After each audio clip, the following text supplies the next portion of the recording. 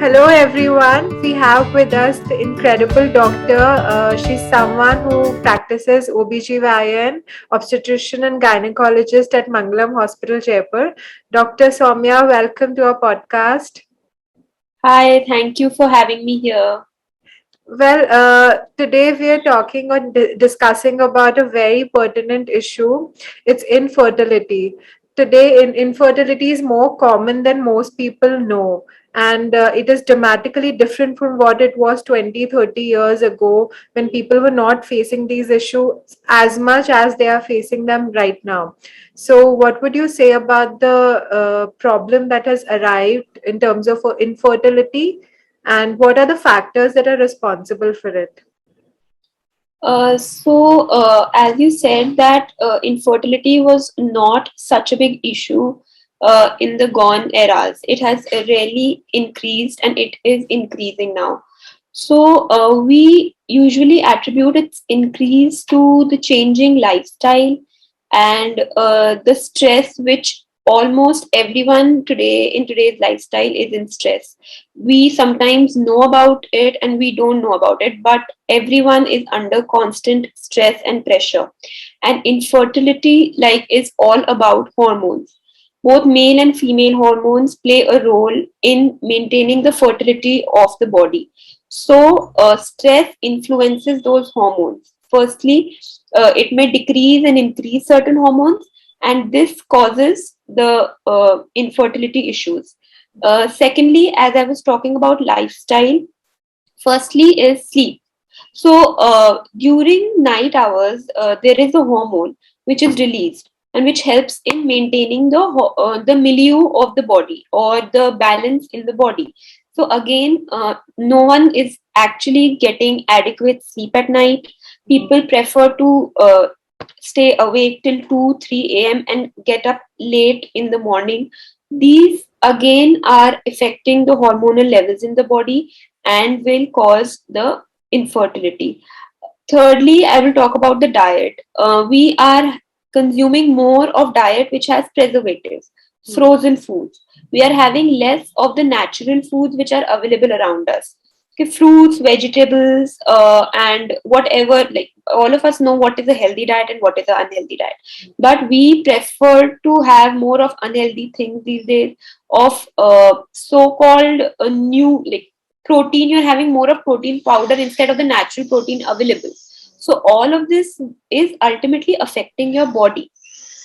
Yes, there are diseases also. There is PCOS, but PCOS is also a lifestyle disorder. So the basic cause that why is it increasing these days is the lifestyle changes, the stress which every person is going through, and it is somewhere or the other affecting the body. Okay. And doctor, what is it about age and fertility? They say that your age and fertility go hand in hand because once women reach the age of 30 and post that, and even for men, they say, I think it comes later, but definitely age affects fertility. So, how does Yeah. that happen? And what are the prime ages where you should try to conceive a baby and the chances are more? Usually it's different for males and females. If I talk about males, yes, it does affect the quality of sperm over the years, like much later, maybe after 35 or 40 years of age.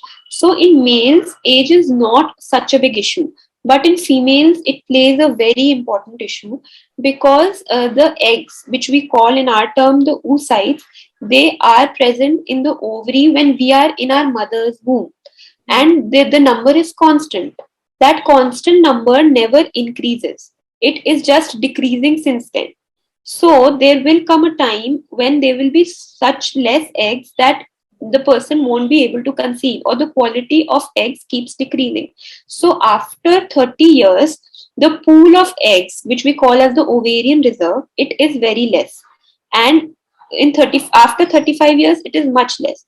Like there are chances of conception between 30 to 35, but the chances are even grim after 35 years of age. Now, in some cases, some women undergo premature menopause. This is that some women may have very less ovarian reserve even in their 20s. So, this is a very common like disease or a very common cause which is coming up these days, that the ovarian reserve is very less at such a age, but mostly 30 plus and 35 plus, the ovarian reserve keeps on decreasing, and there comes a point when very less eggs are available to be fertilized. So that is the reason we say that women should conceive at a given age, that should basically be like between 28 to 32. At least they should conceive, because after 35 it gets really difficult. In our India, after 30 we call them elderly prime. They are called as elderly because the chances of pregnancy are grim. Even if they get pregnant, there are more chances of having various diseases, having hypertension, that is high blood pressure during pregnancy. So it's better that they conceive before 30 years. All right. Also, doctor, like, should women who want to conceive and have reached a certain age should start getting tested for, say, example, you said the ovarian reserve. So, should we get tested and should we look for programs such as egg freezing and especially women who are in corporate fields and very cutthroat professional environment, they often choose to have a baby post Yes. 33, 35. So, what are the measures available for them? These are known as the fertility preservation methods. That how can you preserve your fertility? And it's true that we have working women all around us today. You sometimes cannot plan your pregnancy. You may not have got married. You may not have the right partner, you think. So yes, fertility preservation for females, we have egg preservation. And if you are married and you do not want to conceive right now, then secondly we can do embryo. That is, the baby is preserved. So it's like freezing the tissue. So egg preservation, basically we stimulate the ovaries to produce more number of eggs than are already produced. Normally an egg, a female produces 1 to 2 eggs per month Hmm. that are released. So we stimulate the ovaries, we give certain hormones to increase the number of eggs which are released in that month. And then there is a procedure which is known as ovum pickup, through which we extract. It's just like putting a needle, like we draw a sample, blood sample from the blood vessel. Similarly, we draw the eggs through the ovaries, and that is done completely painlessly under anesthesia. So after doing certain tests on the female, we carry out the pickup. In the pickup, we are picking up the eggs from the ovaries. They are frozen. There is a certain amount the patient has to pay, and these can be thawed. That is, they can be defreezed whenever the women wants to use them. But in this, you will only be pregnant through IVF, because the eggs have been taken out. We will take the sperm from your partner. The fertilization will take place, and whenever you want, the embryo will be placed inside the uterus. So this is the egg preservation method. If you are sure about the partner, if you have gotten married, then the second way is embryo preservation. We have taken the sperms from the male partner. We have taken the eggs from the female partner through ovum pickup after stimulating the ovaries, and we make the baby outside in a glass dish or the petri dish, All which we right. call, and that baby is frozen. Like I have frozen the eggs, I can even freeze the babies. Okay. That is a bit better as compared to freezing the eggs. The quality is better maintained in an embryo as compared to eggs. But yes, both methods are good methods for fertility preservation for those who do not want to get pregnant immediately.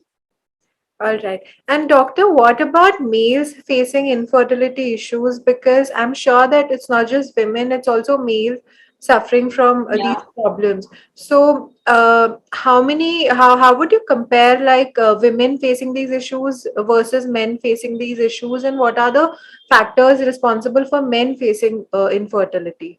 The factor male and the female factor in fertility is almost equal. It is one third in males, so it is one third in females. And males, it is a very pertinent thing which is coming up. It's not just females. Males are suffering from oligospermia, azoospermia. So oligospermia is that very less sperms are produced, so they cannot conceive naturally. But and azoospermia is there are no sperms which are released in the semen. So both of these conditions are very common these days, and the causes again go to lifestyle. If you're smoking a lot, consumption of alcohol, less sleep, Hmm. consumption of tobacco, they really, really make the quality of sperms very poor, and then later whenever the partner, like the male partner, is investigated, we Hmm. see that the sperm is of such poor quality that they have to go in for IVF Hmm. or further treatment. All right. Also, doctor, like sometimes people say that their lifestyle is perfect and they're not even having habits where they smoke and get indulged in taking consumption of alcohol and other bad choices that we usually blame on. But still, sometimes they face infertility issues. So, then what are the other factors? Because if you're eating right and if you're not having bad habits, but still somehow you discover that you're facing these problems, so is it to blame on like technology or some genetic disorders that people are experiencing? Yeah, so as I said, firstly, there can be hormonal disturbances. These hormonal disturbances uh, can be attributed to genetic causes. Okay, so some of them are curable, like we can treat thyroid, hypothyroidism, we can control PCOS.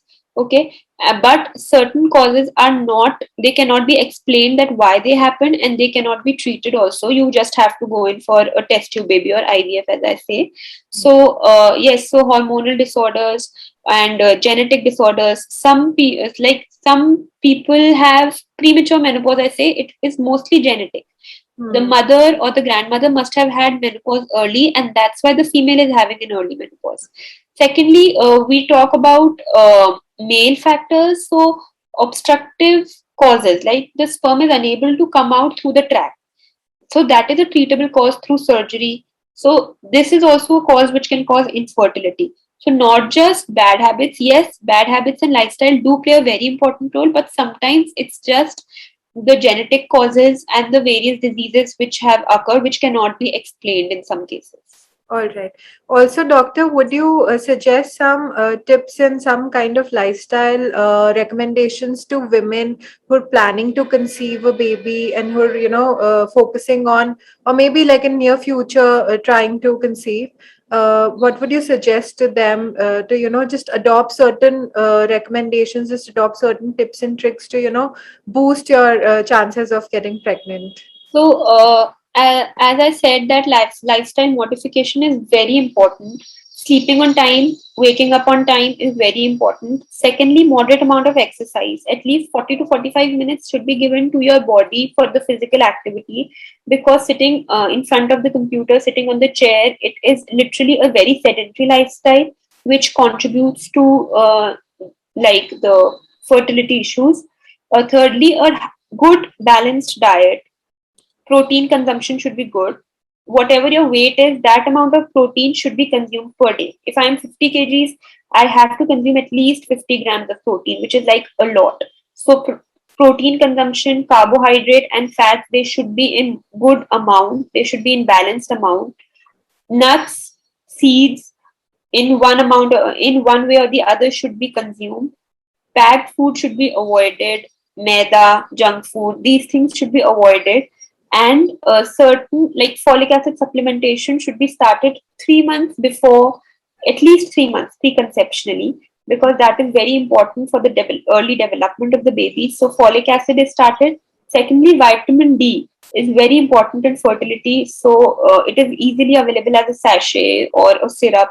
So once a week, vitamin D should be taken by the women. And for males, we give antioxidants which really boost up the fertility issues in males. So these are certain things which the couple can start, and which will boost their fertility. All right. Well, Doctor, all this was really insightful, and thank you for sharing everything. Lastly, I would, like you to recommend that there are certain organic ways to even like boost up your chances of getting pregnant and keep your even your menstrual health and women's wellness in general. Can you suggest like a basic morning routine or a morning drink that women should do or take on for years, at least till the time they're having a small baby? Yeah. So like natural ways are always better than having going the synthetic way or the artificial way. So as I said, that early in the morning, having a glass of warm water, having your nuts, having the seeds like chia seeds and these things, it really boosts up your fertility. So, having a glass of milk every day, these are certain basic things which will really help in keeping up with your body, keeping the hormonal balance in your body, and will ultimately help you in fertility issues. All right. Thank you so much, Dr. Somya, for joining us. We hope Thank you that for having people me. hearing you would, gain so much of knowledge regarding infertility, and it will really help them with their life further. Thanks a lot for having me, and I hope it will help people in having their issues sorted. Thank you so much. Thank you, Dr. Okay, thank you. Bye.